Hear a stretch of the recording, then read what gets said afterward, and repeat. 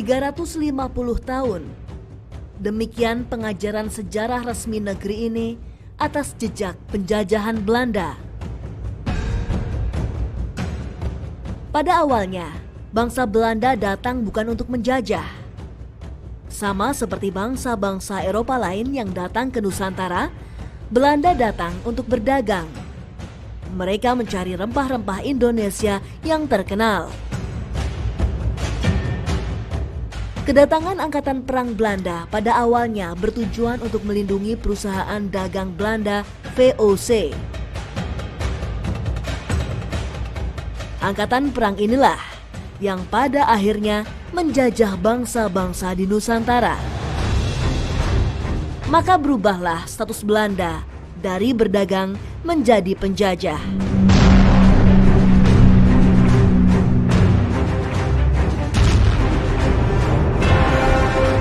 Peristiwa demi peristiwa terjadi, berabad-abad Belanda menindas dan mengeruk kekayaan Nusantara, meninggalkan luka sejarah yang tak bisa dilupakan.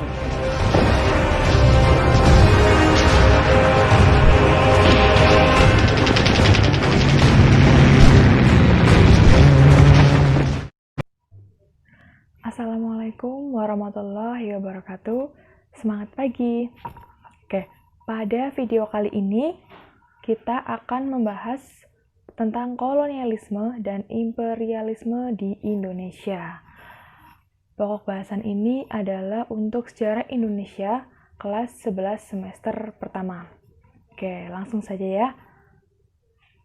Oke, yang pertama adalah proses kedatangan bangsa-bangsa Eropa di Indonesia. Nah, di sini kita akan mempelajari motivasi apa sih yang membuat bangsa-bangsa Eropa mau datang ke waktu itu adalah Nusantara, belum Indonesia. Jadi, motivasi apa yang membuat orang-orang Eropa di belahan Eropa sana datang melakukan pelayaran sampai ke perairan Indonesia atau Nusantara. Yang pertama, ada perkembangan ilmu pengetahuan dan teknologi. Nah, perkembangan ilmu pengetahuan dan teknologi lebih kepada penemuan kompas dan navigasi tentang kapal. Jadi, pelayaran yang dilakukan selama berbulan-bulan itu benar-benar bermodalkan dari pengetahuan atas penemuan kompas itu. Oke, kemudian jatuhnya Konstantinopel ke Turki Utsmani. Nah, di sini ada dua sebab ya. Jatuhnya Konstantinopel ke Turki Utsmani dan pencarian rempah-rempah. Dua faktor itu saling berkaitan, di mana waktu itu Turki Utsmani sebagai waktu itu adalah kawasan di mana perbatasan antara wilayah Asia dan wilayah Eropa.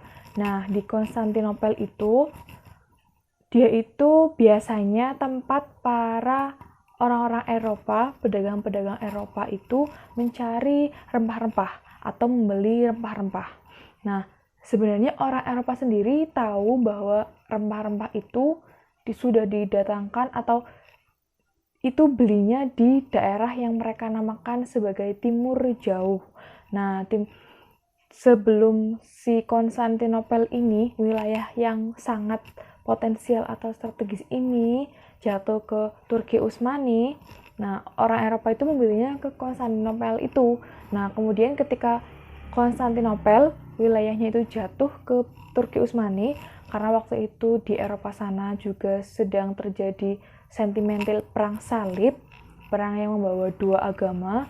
Akhirnya Eropa ini ketika si Turki Utsmani ini yang notabene waktu itu dikuasai Islam, bisa dibilang memboikot dagangannya untuk orang-orang Eropa. Jadi orang Eropa waktu itu membelinya dengan harga yang sekitar naik 300% dari aslinya.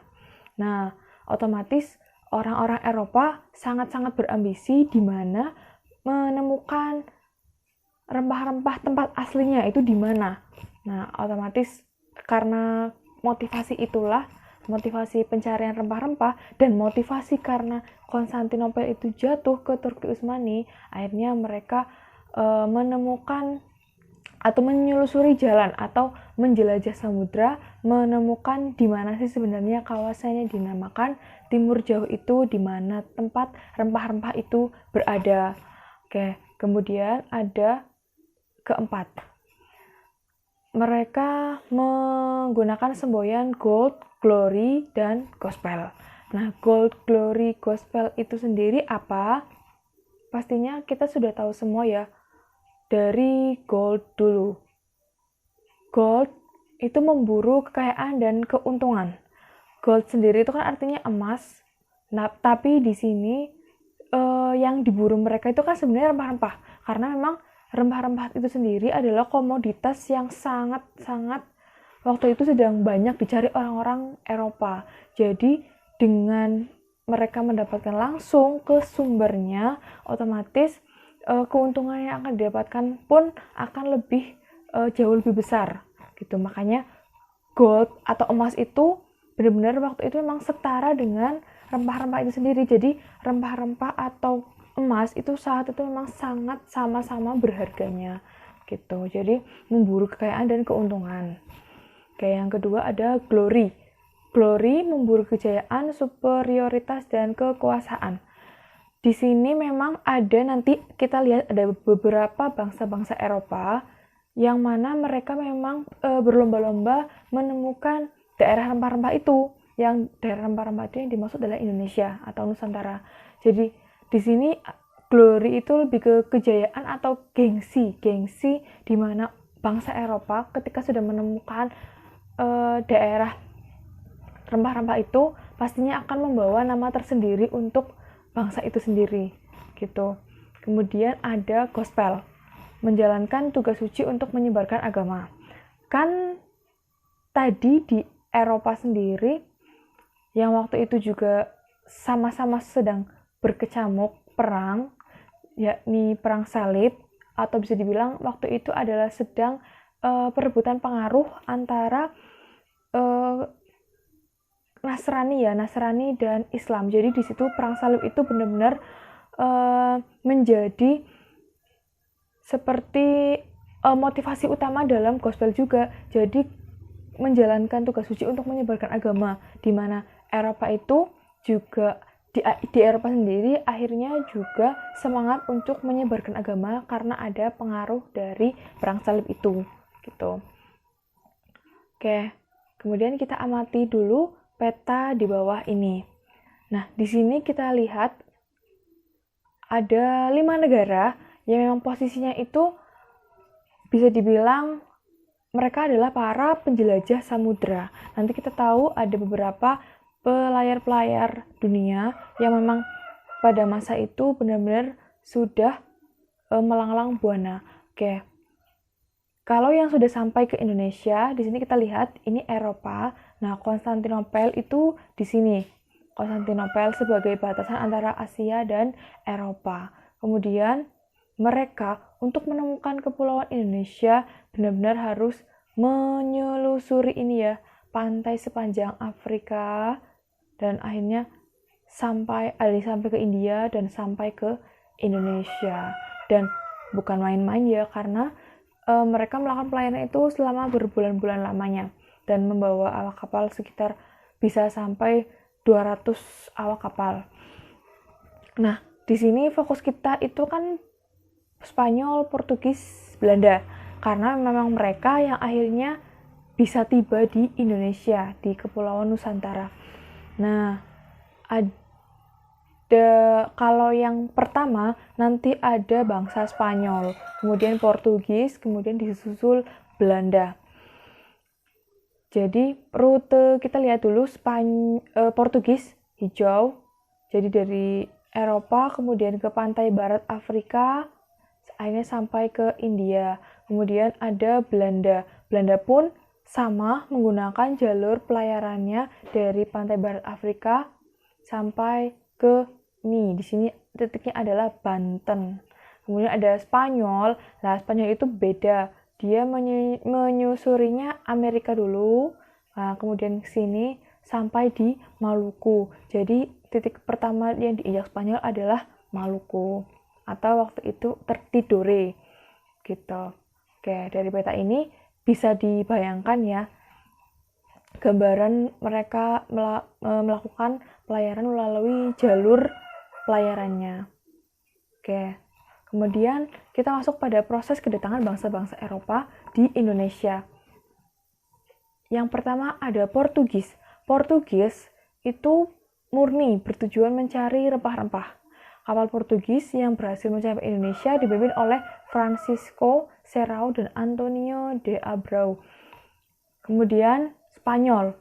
Armada Spanyol itu mendarat di Maluku pada tahun 1522 dipimpin oleh Sebastian del Cano, dan setelah tiba di Maluku, bangsa Spanyol bersekutu dengan Tidore. Bersekutu seperti bekerja sama dengan Tidore, waktu kerajaan Tidore, untuk melawan Ternate yang waktu itu didukung Portugis. Jadi Portugis sendiri waktu itu sudah bekerja sama dengan Ternate, sedangkan itu satu wilayah ya, Ternate sama Tidore. Sedangkan si Spanyol itu seperti mengajak kerjasama Tidore untuk melawan si Portugis. Dalam arti mereka sama-sama bangsa Eropa, tapi di sini juga melakukan persaingan.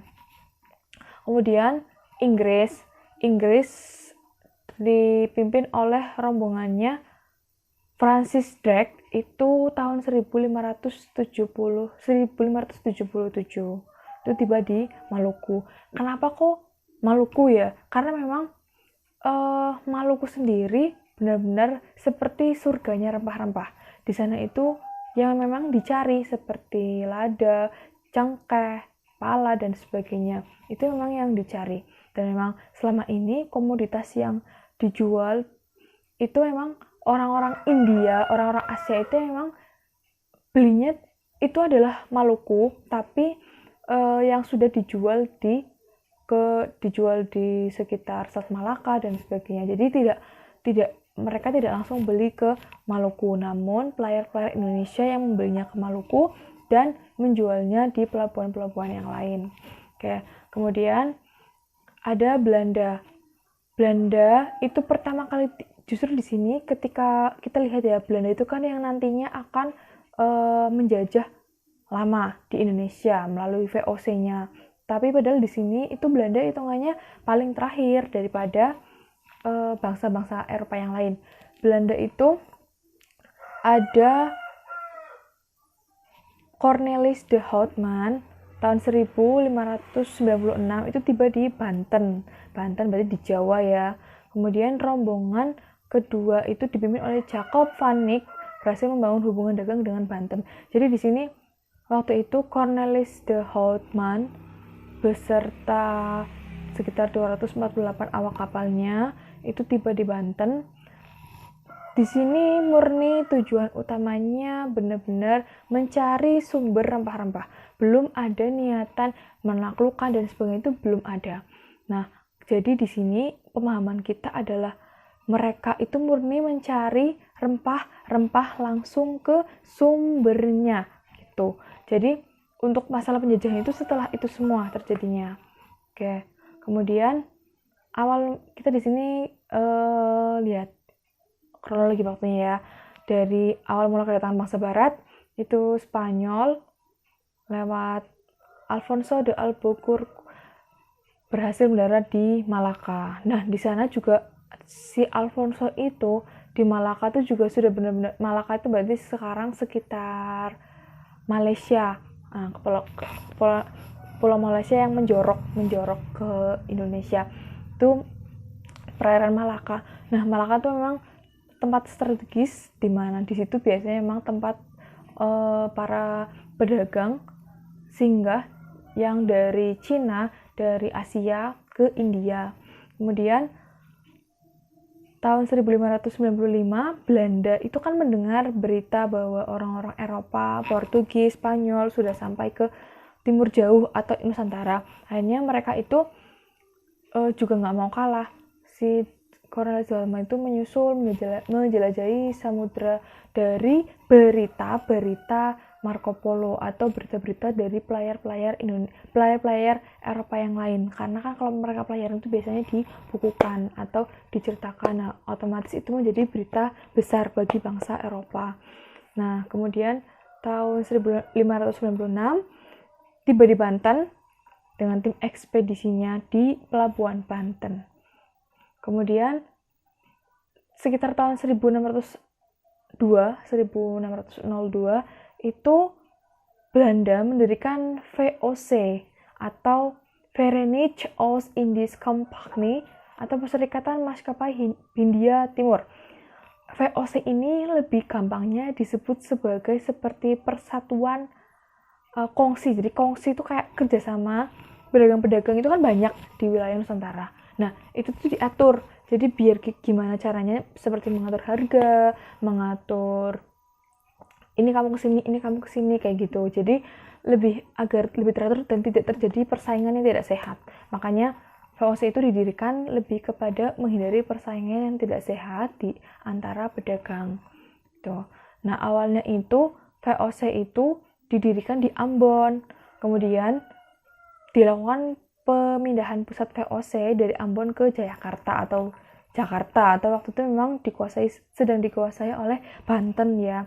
Jadi pindah ke Jayakarta, dan Jan Pieterszoon Koen membujuk penguasa Banten agar izin dagang kantor kongsi dagang Inggris atau EIC itu kongsi dagangnya Inggris. Kalau VOC itu Belanda. Jadi itu beda. EIC dan VOC itu EIC sendiri memang sudah ada di Indonesia dan waktu itu juga sudah ada di Banten. Namun di sini memang bisa dibilang seperti strateginya si VOC agar si EIC ini tidak ada di situ lah. Intinya seperti dihasut si Pangeran Jayakarta ini dihasut agar tidak mengizinkan EIC itu ada atau melakukan operasionalnya di Banten seperti itu. Oke, kemudian kita masuk pada masa kekuasaan VOC 1602. Jadi sudah dimulailah kekuasaan VOC. Nah, tujuannya itu apa sih? Lebih kepada membantu keuangan Belanda, kemudian menyaingi pedagang dari bangsa lain. Oke, membantu keuangan Belanda dulu. Di Eropa sana, Belanda dan Inggris dan lain-lain Prancis itu sedang perang. Jadi perang itu sendiri otomatis tidak mungkin tidak mengeluarkan biaya. Nah, biaya itu akhirnya jadi kerajaan Belanda itu seperti masrahi atau seperti meminta banyak kepada VOC agar dapat memberikan keuntungan yang besar bagi kerajaan Belanda. Jadi di situ akhirnya VOC sendiri secara tidak langsung mereka juga perusahaan kongsi dagang yang akhirnya mendapat keuntungan yang sangat besar dari pembelian rempah-rempahnya di Nusantara. Nah, jadi membantu keuangan Belanda yang saat itu sedang mengalami perang. Kemudian menyaingi pedagang dari bangsa lain.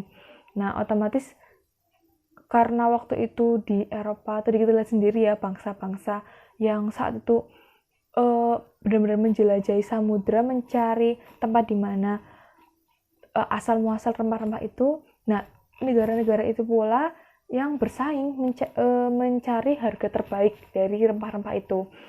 Kemudian menjalankan pemerintahan sebagai wakil pemerintah Belanda di Hindia Timur. Hindia Timur itu ya Indonesia. Jadi kerajaan Belanda VOC mewakili kerajaan Belanda di Hindia Timur atau Indonesia. Kemudian hak oktroy VOC itu di Indonesia kan sudah kerjasama sama kerajaan-kerajaan di Indonesia di Nusantara. Mereka itu punya hak namanya hak oktroy. Apa aja? Ada hak mencetak uang, kemudian hak memelihara angkatan perang, hak memerintah daerah yang diduduki, kemudian hak melakukan monopoli perdagangan rempah-rempah. Oke, memelihara angkatan perang, otomatis mereka punya angkatan perang. Itu juga menggunakan prajurit-prajurit yang direkrut dari Nusantara juga. Kemudian hak pemerintah daerah yang diduduki. Nah, di sini otomatis ketika beberapa daerah yang dibilangnya itu seperti sulit melakukan kerjasama, otomatis di sini VOC sendiri bisa melakukan tindak-tindak seperti tindak-tindak penaklukan itu kan seperti peperangan ya, karena penaklukan itu pastinya tidak semua daerah itu mudah tuh. Terus hak melakukan monopoli perdagangan rempah-rempah. Nah, di sini akhirnya menyebabkan beberapa perlawanan di berbagai daerah itu karena VOC itu melakukan monopoli. Jadi harga-harga misalkan di pelabuhan Makassar, katakanlah pelabuhan gua itu dimonopoli, jadi di monopoli seperti diatur harganya oleh VOC. Kan kalau dipikir-pikir VOC itu siapa? Kok bisa-bisanya mengatur harga? Tapi itu memang hal yang dilakukan VOC, mengatur harga rempah-rempah di Nusantara. Kemudian beberapa kebijakan, itu kan tadi hak itu berarti ya sesuatu yang dia itu miliki. Nah, kemudian masa kekuasaan VOC itu apa aja sih kebijakannya? Gitu. Ada Hongi atau Hongi Tochten atau pelayaran Hongi, pelayaran pantai untuk mengawasi pedagang Maluku agar tidak menjual rempah-rempah kepada pedagang lain. Kemudian ada ekstirpasi, menebang tanaman rempah-rempah yang diproduksi secara berlebihan. Kemudian ada kontingentan atau kewajiban rakyat membayar pajak dalam bentuk hasil bumi. Kemudian ada verplicht leverantie atau kewajiban rakyat menyerahkan pajak berupa hasil bumi, dan Priangerstelsel atau kewajiban menanam kopi bagi rakyat Priangan atau waktu itu atau sekarang itu Jawa Barat. Nah, 5 kebijakan ini adalah yang dilakukan VOC di masa kekuasaannya di Nusantara. Nah, otomatis dari kelima kebijakan ini pasti mendapat pertentangan, itu pasti, karena kita lihat aja dari kelimanya ini tuh kalau kita lihat itu merugikan bangsa kita ya gitu. Jadi otomatis terjadi perlawanan. Nah, perlawanan itu kan nanti kan materi berikutnya.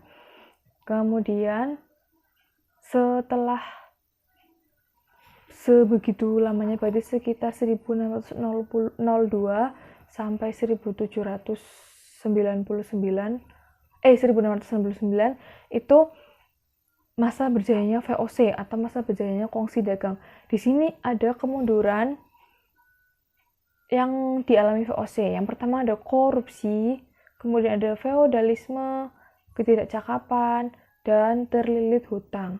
Korupsi yang dilakukan adalah korupsi yang dilakukan oleh pegawai-pegawainya sendiri. Kemudian feodalisme itu lebih kepada VOC itu kan datang ke sini sebagai orang asing atau bangsa Eropa, tapi di Nusantara itu benar-benar ingin diberlakukan seperti seorang yang derajatnya itu di atas kita. Jadi feodalisme itu sendiri yang menyebabkan perlawanan-perlawanan yang terjadi di bangsa kita. Kemudian ketidakcakapan itu juga dilakukan oleh pegawai-pegawainya sendiri. Terus terlilit hutang. Nah, yang namanya perusahaan, walaupun dengan keuntungan yang sebegitu banyaknya, yang waktu itu nilainya sangat fantastis ya, itu juga pasti terlilit hutang. Itu juga bisa karena korupsi, bisa karena ketidakcakapan, dan juga pasti biaya perang yang banyak, karena otomatis perang-perang yang dilakukan itu benar-benar menyita energi, menyita biaya, dan sebagainya.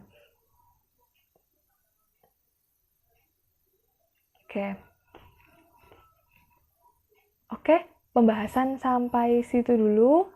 Jika ada yang ditanyakan, silakan klik di kolom komentar. Terima kasih. Wassalamualaikum warahmatullahi wabarakatuh. Wave Mile.